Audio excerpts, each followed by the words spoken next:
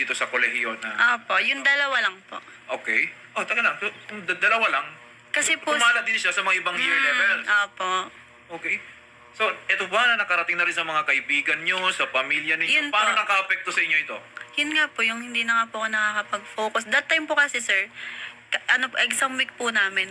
Kung nung nalaman ko po yun, sir, parang ayoko na po talaga pumasok kasi naiiya po ako. And kaso, wala po akong choice kasi pre-finals po namin yun. And malaki po yung impact nun. So, wala po.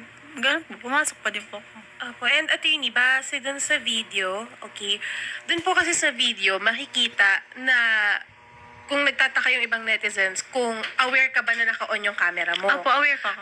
Makikita po kasi dun sa video na tumingin siya sa camera. Okay. Yan, tumingin ka pa sa camera pero wala kang glasses. Opo, wala pong glasses. Okay.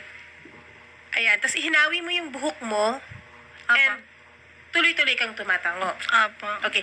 Pero sino yung kasama mo dyan sa kwarto? Wala po akong kasama. Yan po ay, ang kwarto ko po, ma'am, ay second floor po yung aming bahay. Pag akyat mo po doon, kita mo na agad yung double deck. Wala po siyang masasabi ang privacy ng Pero sino kasama mo sa bahay? Wala po. Nanay? Nanay at tatay ko po. Pero wala po sila dyan sa taas. Sa taas po kasi nangyari yan. Sila po ay nasa baba. Okay.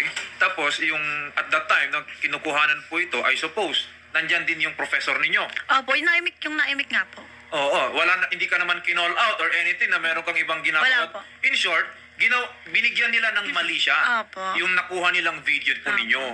At yung mali siya na yon, ginawa na nila ng kwento, pinakalat sa kahit sino-sino hanggang sa baka nga buong eskwela nyo na nakakalam po niyan. Yun nga po, sir. Yun nga po yung sinasabi ko sa school namin na hindi na nga po natin makokontrol kahit magtanong-tanong kayo kung alam mo ba yung issue nito, ganyan. Wala na pong aamin. Nag-apologize po ba sa inyo itong mga taong ito? Nung inutusan po sila ni ma'am na mag-apologize sa akin, saka lang po. Oh, so yung eskwelahan po ninyo, meron na pong ginawang action.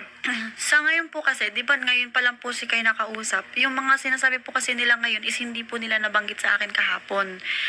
Kasi po sir, nung May 13 po kasi, May 12 po kasi is nag-usap kami, BF ko, ako, yung tatlong ko po ngayon si Alexa, si Krisha, at saka yung BF.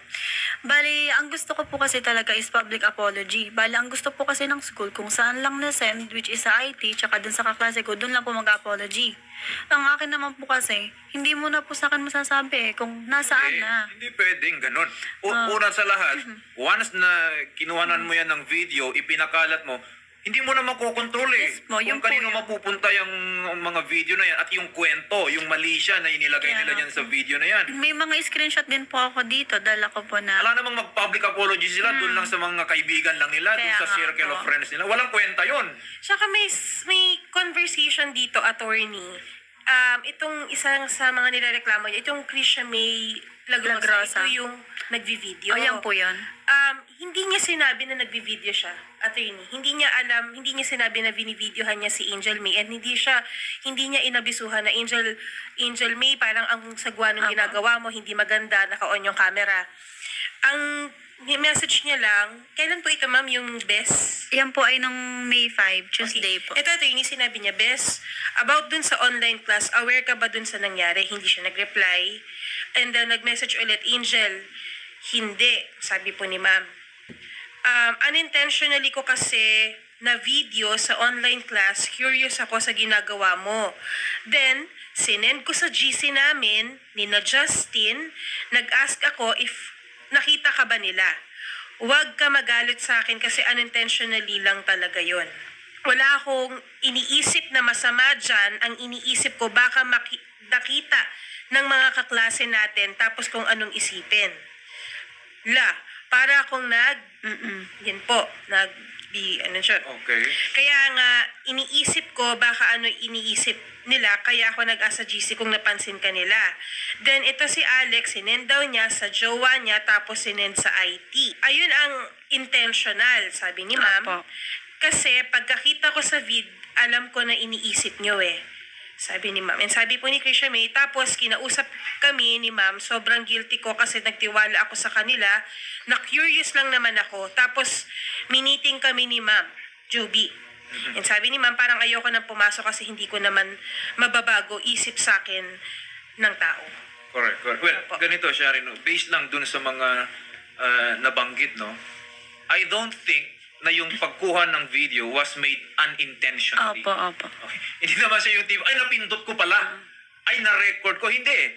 And the mere fact na sinend pa niya sa iba proves na it was not unintentional. Okay? There is intention. Ang tanong ngayon dito is, ano yung motibo niya? Opo. Bakit niya ikinakalat? Bakit niya kinuhanan ng video? Bakit niya sinend sa iba? Pinapalabas niya na concerned siya sa iyo. Opo. Baka iba yung isipin ng iba. Bakit niya sinend doon sa iba? Tama. Bakit hindi sa'yo? Di ba? Opo. Kung concerned talaga siya sa'yo, dapat sinabihan ka niya, oy, Angel May, ito yung nakikita ko kanina sa screen, baka lang isipin ng iba, ganito, hanggang dito na lang. Dapat ganun. Opo. Hindi yung tipong sinend niya sa iba, parang kasing tinatanong mo, ano sa tingin niyo ang ginagawa Opo. niya dito?